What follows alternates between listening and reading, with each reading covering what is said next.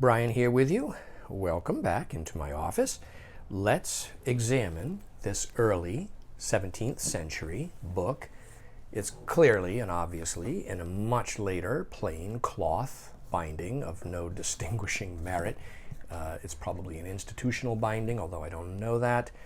There are no stamps or anything, but it's just a very plain later binding, probably mid-20th century. The book opens here to this title leaf with a large woodcut illustration. We've done some background research to determine precisely which edition of this famous work here, Samuel Purchas, Relation of the World, it is. And what we discovered in doing our research, and we printed them out to come with the book, is that this dedication leaf here is an exact match to this 1614 printing of the work. So other printing dates have different page layouts. And so this is the title page of the 1614 edition. It's in facsimile, of course. But it'll come with the book because this is the correct title page. It just is not present in the original within this example. However, from this point on, the book is complete. So it is lacking the frontis plus the title. And I'm going to now, basically, I'm not going to flip through it every single page, but I do want to point out the layout of the book, which is Asia first, including, for instance, Syria and so on. Then we continue on to Palestine, the Holy Land, and then we get over to Arabia, Turkey, Asia Minor. The fourth book covers Armenia, Persia, Tartary, China. Then we get to the fifth book, which is India, as well as Bengala, Malabar, okay, and Sumatra. Then we get here to the sixth book of Africa. Yeah, very interesting. And we finally the seventh book here, Ethiopia, so on. And then the eighth book is America, New France, Virginia, Florida, New Spain, America Mexicana. There we are, Virginia, Florida, New Spain, and so on. The ninth book is South America, Guyana, Brazil, Chile, Peru, and so on. And here we have a catalog. This is a catalog of all of the authors, supposedly, whose works on some level are contained within extracts of or highlights of. And these are the names of travelers not printed and here mentioned and followed that weren't in that list. Here is the beginning of the text, the first book, large woodcut initial here, large ornamental chapter heading there. And here is how the paper survives. I'm just showing you a few preliminary leaves before I start to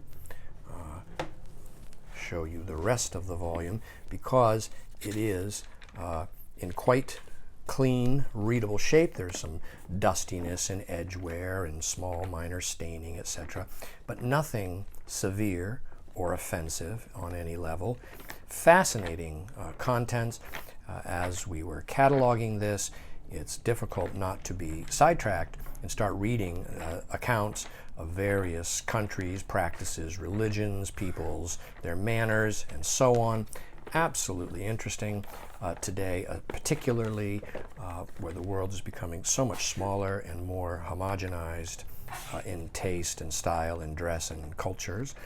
This is a world where every location is distinct and in many ways simply unknown. Very early owners' name written here, which is interesting. We do discuss the early ownership of this book, I believe, in our description. And so I'm just showing you here so you can see like this. Yeah, and here, once we get to the end of the work, 900, and the Spanish cruelties in the West Indies is the final chapter here, which is just riveting reading, really. It's just, I mean, it's amazing. In 1614, there was documenting of, well, the practices that are, and look right here. Here's a 1653 May. That's the owner's signature with date right there. here is the index, a detailed index at the rear. And you see that it goes on and on and on. And it's got everything in it. I mean, elephants.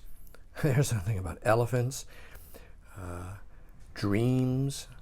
Wouldn't surprise me if there was something on dragons. Okay, look at this. Yeah, this is very, yeah, this is interesting. And so we'll just keep going, and like this, a little bit of damp staining, but nothing minor, a little tiny corner from the edge of the page. Errata leaf is present, and this is, for instance, we found this one. This is from 1826, and this is a different dedication leaf, so that's the 1826 version. So we know that it is not that, and this it will be included as proof that it's not 1826. And so that is how this book survives, and it is available now online from me, Brian Dimambro.